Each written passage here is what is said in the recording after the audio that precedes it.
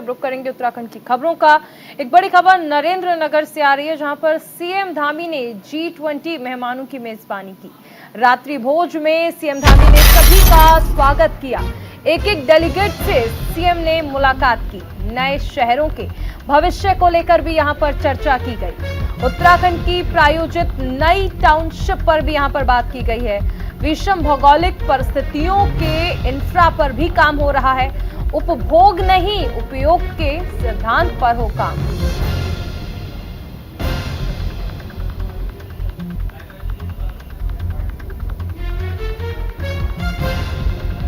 नरेंद्र नगर से ये बड़ी खबर आपको बताई जा रही है, जहां पर G20 के मेहमानों की खास मेजबानी मुख्यमंत्री पुष्कर सिंह धामी की ओर से की गई। हमारे साथ सहयोगी संजय पुंडीर हैं। संजय, G20 में शामिल मेहमानों की खास मेजबानी की गई मुख्यमंत्री की ओर से। देखिए, G20 के तहत लगातार ही देश भर में कार्यक्रम किए जा रहे हैं। इसके तहत उत्तराखंड में भी कई कार्यक्रम की शुरुआत हो रही है। हालांकि जिस तरह से G20 के तहत कार्यक्रम हो रहे हैं और उसमें जिस तरह के जो विदेशी मेहमान हैं उनके लिए खुद मुख्यमंत्री पुष्कर सिंह धामी पहुंच रहे हैं और उनके साथ जिस तरह से रात्रि भोजन कर एक मेजबानी पेश की गई है, साथ ही साथ इसके रात्रि भोजन सीएम ने किया है और उनका स्वागत किया है। चारुल, बिल्कुल। और संजय, सबसे अहम चीज है कि देखिए, मुख्यमंत्री ने एक एक व्यक्ति से मुलाकात की और नए शहर को लेकर किस तरह से टाउनशिप पर काम करना है, इसको लेकर भी खास चर्चा की गई। चारुल, जिस तरह से यहाँ पर विदेशी मेहमान पहुंचे हैं और जिस तरह से जो डेलीगेट्स हैं, एक एक डेलीगेट से मुख्यमंत्री पुष्कर सिंह धामी मुलाकात की और इस जो कार्यक्रम था यहाँ पे कहीं ना कहीं विदेशी मेहमानों के साथ एक भौगोलिक परिस्थितियों को लेकर भी चर्चा की है। यानी कहा जा सकता है कि जिस तरह उत्तराखंड में नए शहर बसाने हैं उनको लेकर भी यहाँ पर चर्चा की गई है। जी बिल्कुल संजय, आप बने रहिए, आगे आपसे जानकारी लेंगे। उधर उत्तराखंड के सीएम पुष्कर सिंह धामी का एक बयान सामने आया है। भारी बारिश और आपदा को लेकर ये बयान दिया गया है। प्रशासन और आपदा प्रबंधन के लोग अलर्ट हैं। कभी भी आपदा की स्थिति हो सकती है पैदा। स्थिति का सामना करने के लिए रहना होगा तैयार।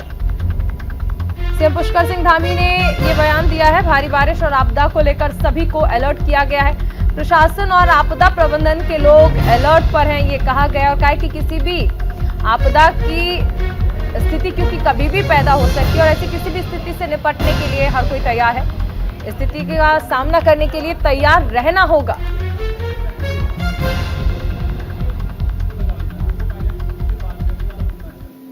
सभी प्रशासन के लोगों को, सभी आपदा प्रबंधन के लोगों को और सभी जो हमारी एजेंसियां हैं जो आपदा प्रबंधन के क्षेत्र में काम करती है, SDRF है, NDRF है, ITBP के लोग हैं और अन्य विभागों के लोग हैं, सभी एक दूसरे के साथ कोऑर्डिनेशन करेंगे और सभी अलर्ट मोड में रहेंगे क्योंकि बरसात के समय में हमारे यहाँ पर आपदा की कभी भी स्थिति पैदा हो सकती है और पिछले सालों के जो अनुभव हैं उसके आधार पर आगे के लिए सारी कोई भी स्थिति आए उसका सामना करने के लिए, उस स्थिति में लोगों को सहायता पहुंचाने के लिए सभी को तैयार रहने को कहा है। आगे बढ़ते हैं, एक बड़ी खबर। सीएम पुष्कर सिंह धामी आज हल्द्वानी के दौरे पर रहेंगे, जहां पर विकास कार्यों को लेकर वो अधिकारियों के साथ बैठक करेंगे। काठ गोदाम सर्किट हाउस में ये बैठक होगी।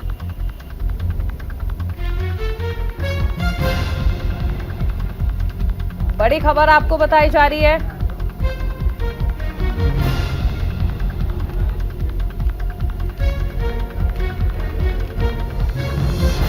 इस वक्त की बड़ी खबर, सीएम पुष्कर सिंह धामी हल्द्वानी के दौरे पर रहेंगे। सीएम पुष्कर सिंह धामी और आज विकास कार्यों को लेकर अधिकारियों के साथ वो बैठक करने वाले हैं। काठ गोदाम सर्किट हाउस में ये अहम बैठक रखी गई है। वरिष्ठ निजी सचिव भूपेंद्र सिंह बसेड़ा ने इसकी जानकारी दी। हमारे साथ सहयोगी संजय पुंडीर बने हुए हैं। संजय, आज हल्द्वानी दौरे पर रहेंगे सीएम।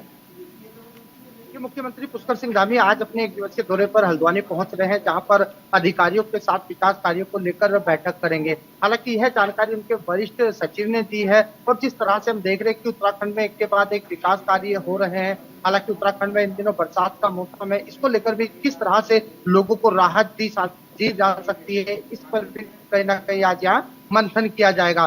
चारधाम यात्रा को लेकर भी अधिकारियों के साथ चर्चा की जा सकती है, क्योंकि हम देख रहे हैं कि जैसे जैसे ही चारधाम यात्रा की शुरुआत हुई थी, वैसे ही मौसम का बदलना शुरू हो गया था। यानी ये भी कह सकते हैं कि लगातार ही मौसम है जो वो यात्रियों की परीक्षा ले रहा है। इस पर भी कहीं ना कहीं यहाँ पर अधिकारियों के साथ चर्चा कर सकते हैं।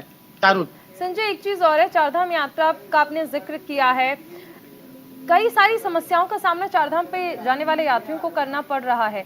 ऐसे में क्या कुछ अलग से दिशा निर्देश जारी किए जा सकते हैं? क्योंकि व्यक्ति ही नहीं, घोड़े खच्चरों को लेकर भी हम तमाम तस्वीरें देख रहे हैं। इसके साथ ही ओवर रेटिंग की समस्या वहां पर बनी हुई है, प्रशासन की बदइंतजामी बड़े स्तर पर देखने को मिल रही है। देखिए चारुल, जैसे ही चारधाम यात्रा शुरुआत होती है तो राज्य सरकार तमाम बड़े बड़े वायदे करती है और तो उन वायदों में ये भी कहा जाता है कि जो बाहर से आने वाले यात्री होंगे उन्हें किसी भी तरह की परेशानियों का सामना नहीं करना पड़ेगा। लेकिन जब हम ग्राउंड जीरो पर देखते हैं चारधाम यात्रियों के साथ किस तरह से बदसलूकी की जाती है, किस तरह से उन्हें ओवर रेट का सामना करना पड़ता है, यानी किसी जो तीर्थ यात्री होते हैं उन्हें भारी परेशानियों का सामना करना पड़ता है। ऐसे में तो घोड़े खच्चर है, उन्हें भी कहीं ना कहीं उनके साथ भी अभद्र तरीके से उनके साथ बदसलूकी की जाती है। तरह तरह की वीडियो भी वायरल होती है, तो जानवरों के साथ नहीं करनी चाहिए। इसको लेकर भी एक टीम गठित की गई है और जिस तरह से बीते दिन हम देख रहे थे कि एक खच्चर की वीडियो वायरल हो रही थी, उस पर भी कहीं ना कहीं कार्रवाई की जा रही है। यानी कहा जा सकता है कि एक ऐसा ढांचा तैयार करने का प्रयास किया जा रहा है जिसमें यात्रियों को भी दिक्कत ना हो और तमाम किसी भी व्यक्ति को दिक्कतों का सामना ना करना पड़े। चारुल बिल्कुल संजय, आप बने रहिए, आगे आपसे जानकारी लेंगे। पहचान छुपाकर उत्तराखंड में रहने वालों की अब खैर नहीं, बड़ी खबर आपको बताई जा रही है। सीएम पुष्कर सिंह धामी का सत्यापन अभियान सफल हो रहा है। पुलिस ने सत्यापन अभियान के तहत कार्रवाई की है।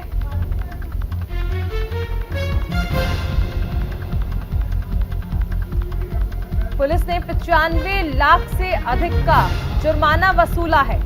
6 महीने में 5000 संदिग्धों को हिरासत में लिया गया। आंकड़ों के अनुसार 1.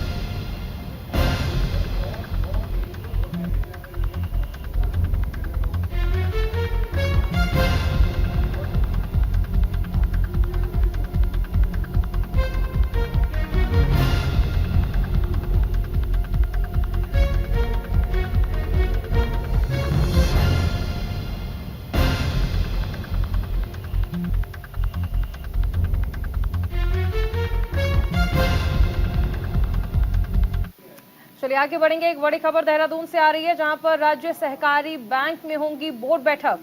28 जून को हल्द्वानी में ये बैठक होगी। कई ऑफिसर्स पर कार्रवाई को लेकर फैसला। लंबे समय से चल रही जांच पर लिया जाएगा फैसला। बोर्ड में हर जगह बैठक में बोर्ड से अनुमोदन लिया जाएगा। वित्तीय अनियमितताओं से जुड़े कई मामलों में कार्रवाई तय मानी जा रही है। जांच में ऑफिसर्स की गड़बड़ियों की पुष्टि हो चुकी है। लंबे समय से जो जांच चल रही है उन पर फैसला लिया जाएगा।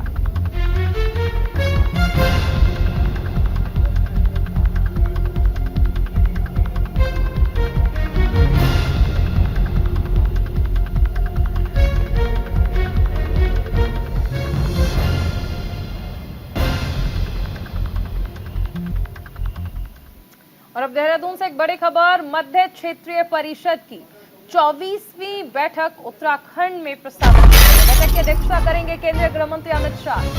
15 जुलाई को नरेंद्र नगर के निजी होटल में ये बैठक प्रस्तावित की गई है। बैठक में एमपी, छत्तीसगढ़ के सीएम और 2 मंत्री शामिल होंगे और 17 बिंदुओं के अलावा तैयारियों के बारे में भी विचार विमर्श इसमें किया जाएगा। नरेंद्र नगर के एक निजी होटल में ये बैठक प्रस्तावित की गई है। यूपी, एमपी और छत्तीसगढ़ के मुख्यमंत्री इसमें शामिल होंगे। देहरादून से एक और बड़ी खबर, उत्तराखंड में मानसून ने दस्तक दे दी है। मानसून की दस्तक से कई रास्ते बाधित हो गए हैं। 3 स्टेट हाईवे सहित प्रदेश में 43 सड़कें बंद हो गई हैं। भूस्खलन के कारण सामने आई है ये समस्या। 51 जेसीबी से रास्ते को खोला जा रहा है। 26 से 29 जून तक प्रदेश में बारिश को लेकर अलर्ट है। मौसम विभाग का येलो और ऑरेंज अलर्ट जारी किया गया है। मॉनसून ने एक तरफ दस्तक दे दी है तो दूसरी तरफ से कई मार्ग बाधित हो गए हैं। 26 से 29 जून तक प्रदेश में बारिश को लेकर अलर्ट जारी किया गया है।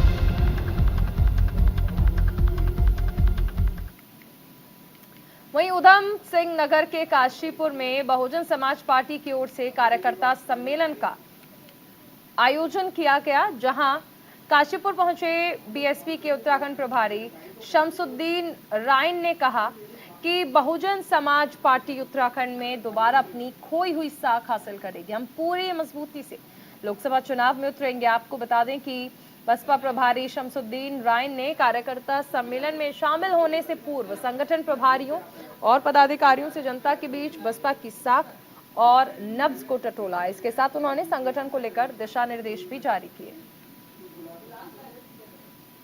ये बहुजन समाज पार्टी एक राजनीतिक दल के साथ साथ एक विचारधारा है, एक मिशन है। हम लोगों के संगठन के कार्यों को कैडर कैंप होते रहते हैं महीने में 3 बार 4 बार, क्योंकि इस देश के अंदर जब बहुजन समाज पार्टी को मिटाने की राजनीतिक लोग ताकत करते हैं, तब तक बहुजन समाज पार्टी का एक वर्कर मजबूत तरीके से जवाब भी देता है। तो उसी पैटर्न पे देखते हमारी बहुजन समाज पार्टी की राष्ट्रीय अध्यक्ष बहन कुमारी मायावती जी आदेश अनुसार हमारा 1 दिवसीय यहाँ संगठन की समीक्षा लेने हम आए थे।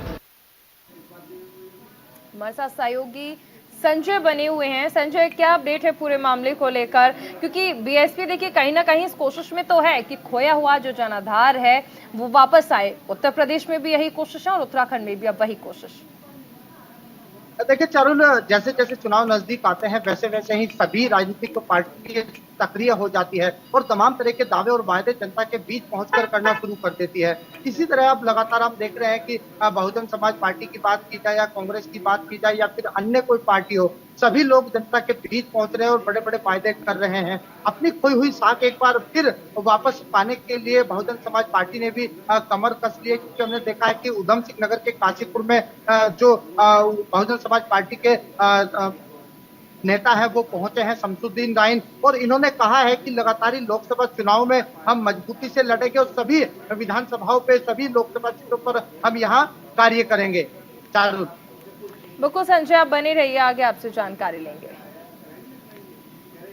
वहीं आने वाले त्योहार ईद उल अजहा को लेकर काशीपुर कोतवाली परिसर में एक शांति मीटिंग का आयोजन किया गया, जिसमें कई लोगों के बीच मीटिंग का आयोजन हुआ। मीटिंग में उप जिलाधिकारी अभय प्रताप सिंह, अपर पुलिस अधीक्षक अभय सिंह, पुलिस क्षेत्राधिकारी वंदना वर्मा, तहसीलदार यूसुफ अली और नगर निगम के SNA मौजूद रहे। मीटिंग के दौरान नगर के लोगों ने अपने अपने विचार रखे, जिसमें लोगों ने सड़कों पर लाइटों की व्यवस्था, पानी और सफाई व्यवस्था पर जोर दिया। इस दौरान लोगों ने प्रशासन से अनुरोध किया कि ईद के समय कोई भी शरारती तत्व त्योहार को खराब करने में अपनी भूमिका ना निभाए। इसके लिए उसे कठोर कार्रवाई की जाएगी और पुलिस प्रशासन को जगह जगह लगाया जाएगा।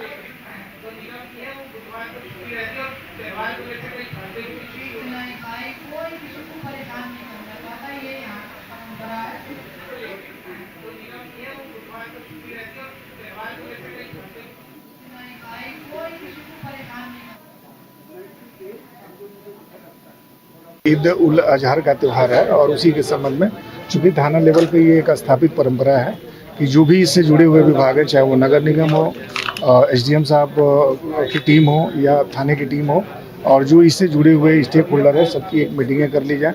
और इसके संबंध में, त्यौहार के संबंध में चूंकि कुर्बानी की परंपरा है, तो अगर कहीं कोई समस्या विगत वर्षों में आई हो या कोई नया डेवलपमेंट हुआ जिससे कि कोई समस्या आने की आशंका हो, तो एक बार मीटिंग करके और प्रशासनिक जो मशीनरी है उनके द्वारा आवश्यक तैयारियां कर ली जाती हैं। साथ ही सफाई से लेकर के अन्य जो कोई इशू है तो उस पर डिस्कशन करने के लिए आज जनपद के सभी थाना लेवल पे मीटिंगें की गई, जिसमें सेक्टर काशीपुर क्षेत्र में भी लगभग सभी थाना में मीटिंग।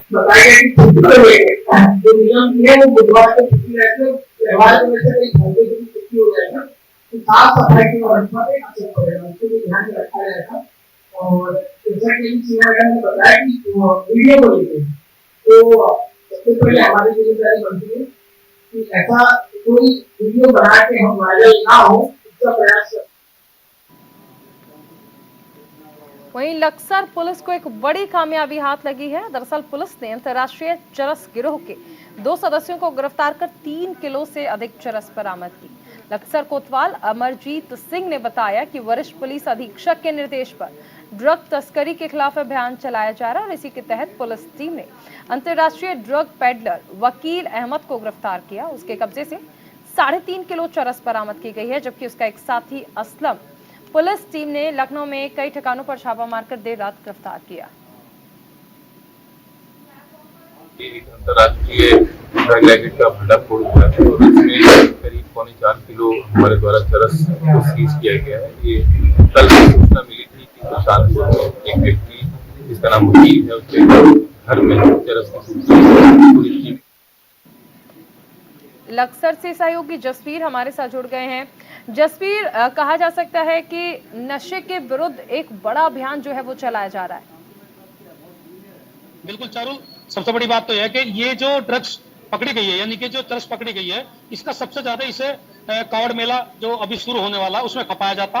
और इससे बड़ी बात यह है कि ये अंतरराष्ट्रीय रैकेट जो ड्रग पेडलर हैं उनसे जुड़े हुए लोग हैं, जिनमें से असलम जो लखनऊ जो बिहार चंपारण का रहने वाला है, उसका एक और साथी जो पुलिस अभी गिरफ्तार नहीं कर पाई, जो पुलिस के टारगेट पे यानी कि ग्यासुल जो है वो कहीं ना कहीं नेपाल के बॉर्डर से चरस को इन लोगों को उपलब्ध कराता है। फिर उसके बाद ये नाई का काम करते हैं, यानी एक हेयर कटिंग सैलून का काम करते हैं। जो सामान नाई की दुकान में इस्तेमाल होता है उसमें छिपा करके चरस यहाँ लाई जाती थी और धर्मनगरी, हरिद्वार, ऋषिकेश, उत्तराखंड के कई जिलों में ये यहाँ से आगे सप्लाई करते थे।